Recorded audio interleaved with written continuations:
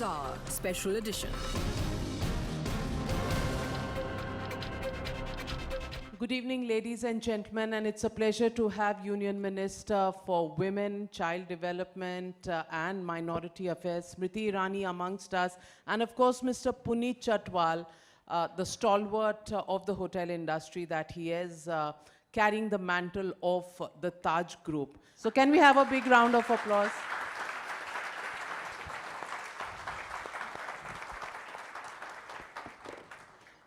Thank you very much, Ms. Irani, for joining us. We know it's election times, and there must be a lot of claim on your time, getting to every place. But in this August audience, I want to begin with what citizens and what industry, especially the hotel industry, is looking towards in terms of policy. And in that, I'm happy to say that the hotel industry is also the industry where the gender, the fairer gender, the more efficient gender, if I may say so, Puneet, with your permission, brings in a lot to the table, and it is the biggest employment generator. What would you say in terms of your government and its promise to increase employment and create opportunities for people? So I have an insider's view, not only as somebody who represents or serves in the government, but also somebody who studied a good half of her secondary and higher education, courtesy a scholarship, because my mother was a housekeeper at Taj Mansingh.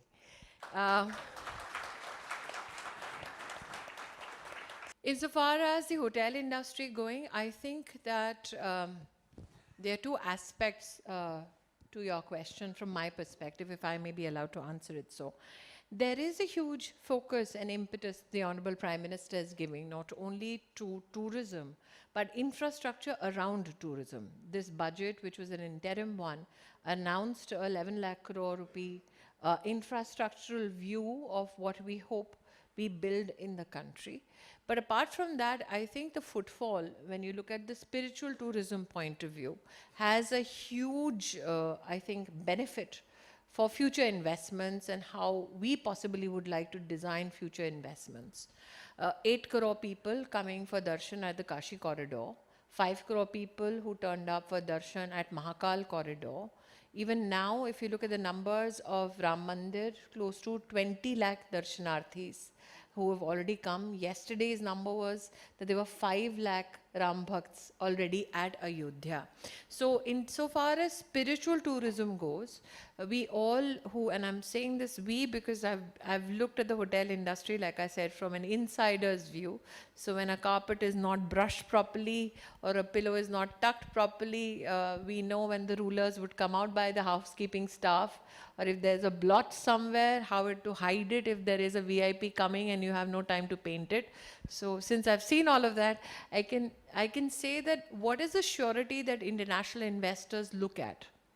They look at continuation of policy and policy makers. Now you are assured of 5 years more of Narendra Modi's service to the country as the Pradhan Sevak. And that is the surety and the guarantee that investors look at. That if this is the kind of policy making which is progressive, which is continuous, and which listens to people with regards to everyday challenges that come forth, do you have somebody at the helm of affairs who will then respond respectfully and within a time frame, knowing that investors don't like the time lag? So from a destination perspective, now when Prime Minister Modi says not only make in India, but also wed in India, that's another new chapter with regards to the hotel business. So there has been, I think, from many points of view, new opportunities. One, from spiritualism.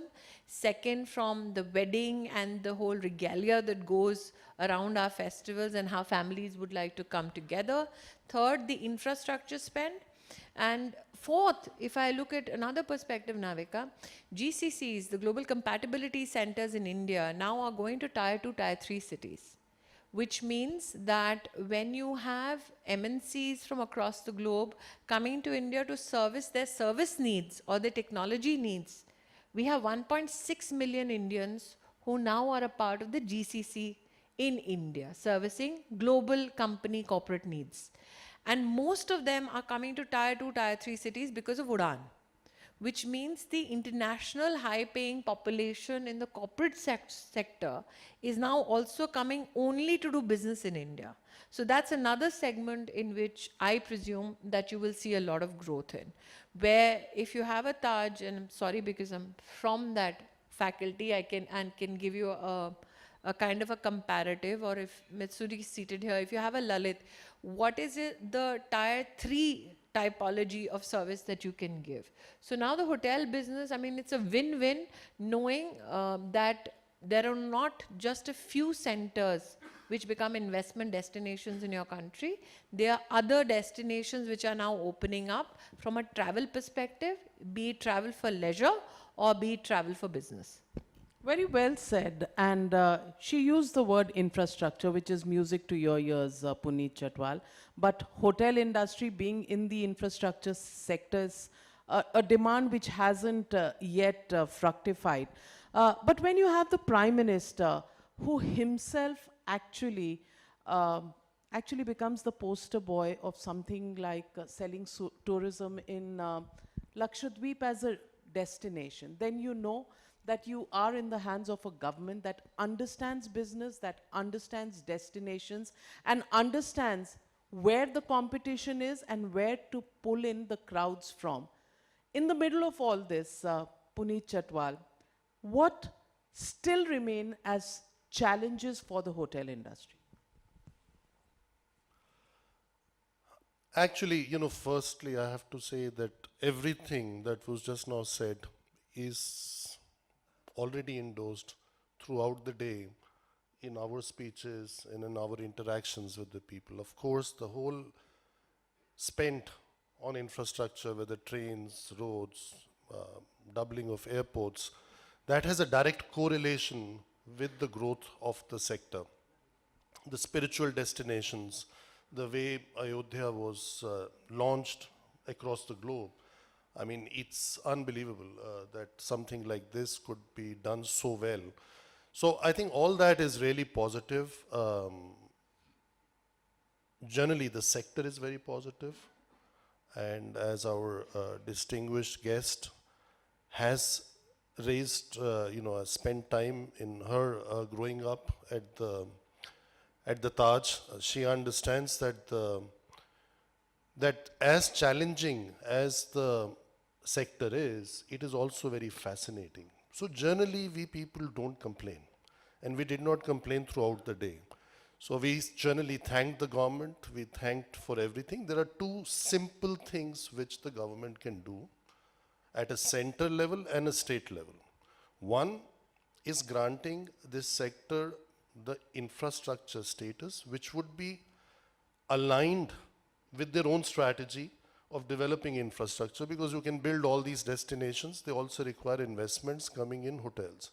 Hotels being capital intensive and labor intensive need 3, 4, 5 years of help, which you get by getting cheaper loans or a loan moratorium. The second is industry status at a state level, because tourism also till now is a state subject.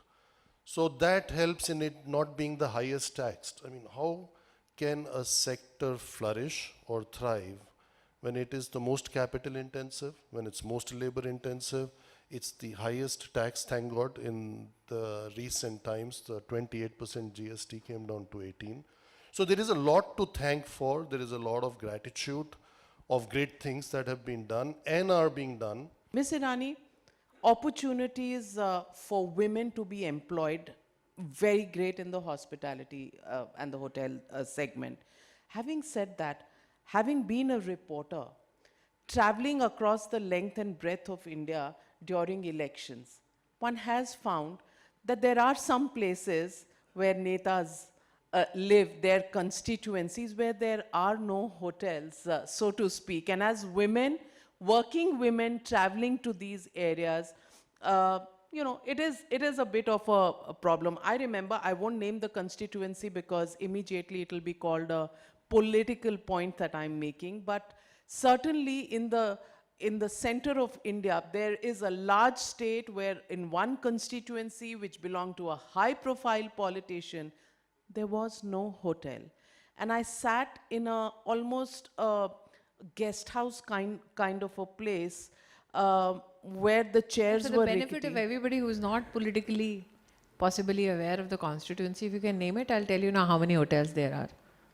After I became MP. I know you've taken over the job of media people. You've just interviewed the Rashtrapati, and my job is in danger. But here I'm asking the questions, you're only answering them. So I'll stick by saying that there are no places that, you know, women can stay in. They're scary, and they're not even clean, not even a clean bed sheet put in those places. So investments and the gender angle to it. What do you think about? I think that hotels have reimagined themselves, and I'll take a point in case, let's say with Lalit. I mean, I can say this. It's not only about how many rooms can be hired for people to stay. Now they're also becoming an attractive place for families to spend, let's say, their lunches or their dinners at, or to service certain needs which an aspiring class would like. So hotels themselves have become a social thriving organism within a city place. Insofar as my constituency Amethi goes, yes, when you came there 5 years ago, there was no hotel. Now we have 2 hotels there, though small, but I think that's also something that needs great reflection on. Are hotels only those investments which are large, only those investments that come with a legend? Or also, are we now democratizing how hotels are looked at and give equal space for those who are coming up with smaller investments but coming up in emerging markets domestically?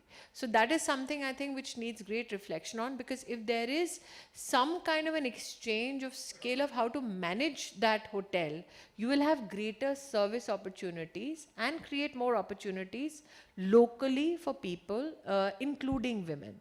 So that being said, yes, most definitely women do get a lot of opportunities because the attrition rate is lower. Second, their service is par excellence. They are fiends for details. So that is why I see a lot of women now getting absorbed. It earlier also was the same, but now given the labor code which defines more opportunities under the law for how women can work irrespective of the shift, as long as institutions can guarantee them safe transport back home. So it provides new opportunity for women to engage. Well said, and that can be something, and the fact that hotels actually encourage women to work in all segments, I think is a big thumbs up to the hotel industry and to gender empowerment, women empowerment.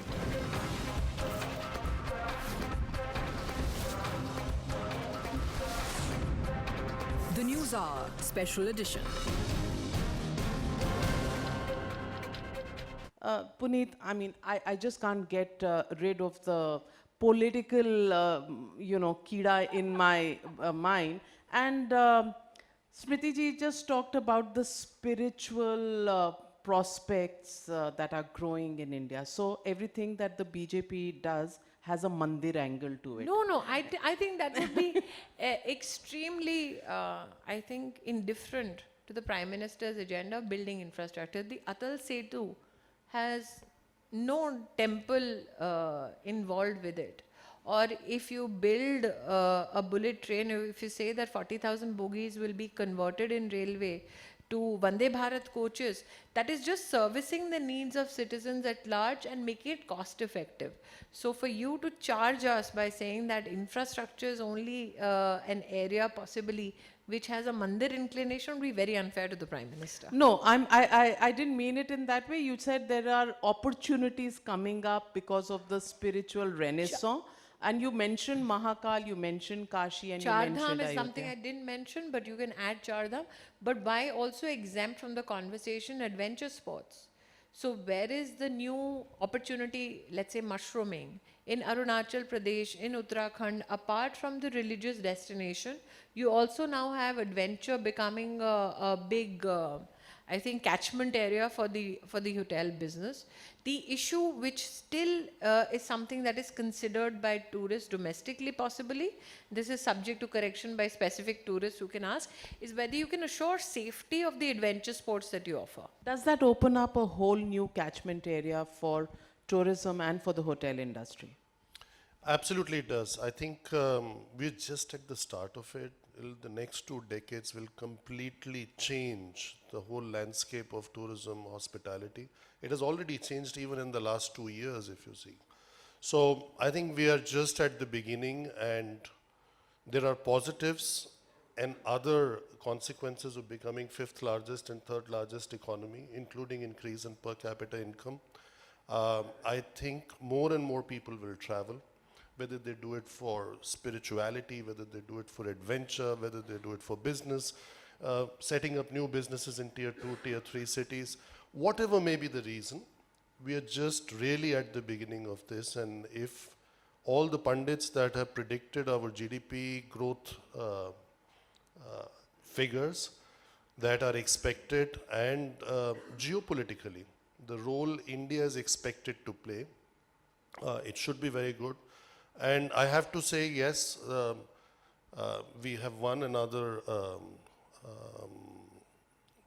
supporter, ardent supporter, but the Prime Minister has been. I would like to share with the audience, he did such a fantastic show in Copenhagen, where he said, he kept teasing the diaspora who was there while he was addressing them, basically saying, ki, agar main aapse kuch mangunga, aap karoge? They said, yes. Kehte, nahi, aap nahi karoge. For like, this went on for a few minutes, till the audience started laughing, and all he asked them was, I ask you to send 5 non-Indian people to your country. So as I mentioned, a lot of positive is out there, and we have no reason to complain. We're only saying, good for India, is position this sector, is a huge opportunity for employment, and a huge opportunity to earn foreign exchange. I think, Navika, just to add to what Mr. Chhatwal is saying, apart from the Prime Minister imploring the diaspora to send 5 non-Indians to explore our country and our tourist spots, if you so may want to call them, it's also how India positioned the country and its prospects to the world during the G20 presidency. It could have very well be just 2-3 cities in which the G20 meetings were held. But the fact that the Prime Minister ensured that every state has an interaction with the G20 universe, the fact that infrastructure around those places where the hotels that hosted those meetings or where the dignitaries stayed, that too has in fact opened up. When we go, let's say, to a Davos, we hear of the hospitality and the services that those guests enjoyed. They tell us, I mean, I had a lot of European parliamentarians who said, we never imagined that beyond, let's say, Delhi or Mumbai, you had such a variety of offerings from a tourist perspective or from a service perspective. So I think that the G20 presidency of India also was a great fillip. Secondly, the Prime Minister, from what I see in the interim budget and from his pronouncements and his engagements, is very keen to go beyond those tourist destinations which are anyways globally highlighted. And that's how you attract new attention to such spaces. Let's say we're all talking about Ram Mandir and Ayodhya, but there's also a history of Orcha. Now, how many of us can celebrate that history or look at the hotel perspective or the opportunity there? So there may be spaces like Hampi. How many of us actually on a national scale try and bring attention to the domestic tourist towards, let's say, Hampi? There is a space in Arunachal called Zero, where if you trek for 5 kilometers from Zero in the village to the jungles, you will find one of the largest shivlings you'll ever see. I've physically seen it. So how many of those stories or narratives are being proposed so that Indian tourists can make better domestic destination choices? And one aspect which has not been discussed here, which is compared to the elegance of the hotel business, not a very glamorous subject, is medical tourism. So we know that we have a lot of traction from certain global positions who come to our country only for medical tourism. Have we looked at the footfall at such spaces and see how does that correlate to the opportunity for investment of a service in those localities with regards to hotel. Well, I can only say from your personal experience, Ms. Smriti Irani, and let's end on the ending note. We want to know your personal experience as a woman who's been through so many struggles and so many, ladders in her life to reach where you are. A bit about your journey and a bit about how you feel at the end of 10 years of being a union minister, and the youngest one at that. Well, I can only say this. If you are a housekeeper's daughter, then you're a nightmare for people who try to serve you. Because then you hold them to the standards that your mother has held as a housekeeper. But jokes aside, I think that I am a product of also benevolence of my mother's hotel. Because, and I've said this publicly, I have no shame in saying it, my mother could not afford an education for us in a convent. And her only ambition was that she was a part of the Taj Mansingh Hotel, and her ambition was that I study in a school where, that certification is of great value to me professionally. The only way I could study in that school is if I got a Mansingh scholarship from the Tatas. So I am what I am today because of that benevolence. But that being said, so my request to all hoteliers is, do not discount the good that you do. It gives birth to ideas like me. But also to managers. I always tell managers, I said, you never know who will come from the trenches and land up where. Since I've seen the hotel business from the front desk to the back ends of the lobby, I know the standards that everybody takes care to maintain. But I always think that one of my greatest treasured memories is the kindness of the hotel staff and the hotel management. Every time my mother finished her night duty, I had a half an hour with her when she would get home by 6:30 and 7 I had to go to school. And she would walk in invariably with a sandwich which the chef at Machan would pack. So because she was a single mother, the chef knew that her kid is going to school. She has 3 daughters, we are 3 sisters. We would go to school with that packet with us. And the first thing I did when I became a member of parliament, there is something called divine providence. My first home, I could see Taj Mansingh from there. So I called my mother and I said, let's go to Machan and this time I'll pay for the sandwich. So I went there was some old staff which did not know that I'm the same kid, but knew Smriti Irani. So if I can do anything today, Puneet, it is to say thank you to those people who might not be in service today, but it's their kindness why I sit here. What can I say? Every time I hear Ms. Smriti Irani, it is encouragement, it is something that we take back home as women, as mothers, as daughters, and I'm sure men also feel encouraged with the story of just starting out, having a dream, following it and achieving it. What can be bigger than that? Puneet, you have a question for Smriti ji? No, I actually am speechless, but I would just add to what she said. This is for our fraternity sitting out there. Don't discount ideas. I would say don't discount at all. Please charge as much as possible. Good times are here, so let's keep charging. Thank you. That's not music to the ears of people who want to go back to Machan, but what the heck. Thank you very much. It's been a very, very engaging conversation. Thank you, Smriti Irani, for being here with us in spite of your very busy schedule. And I hope this august audience here enjoyed it as much as we did hosting it for them. Thank you very much.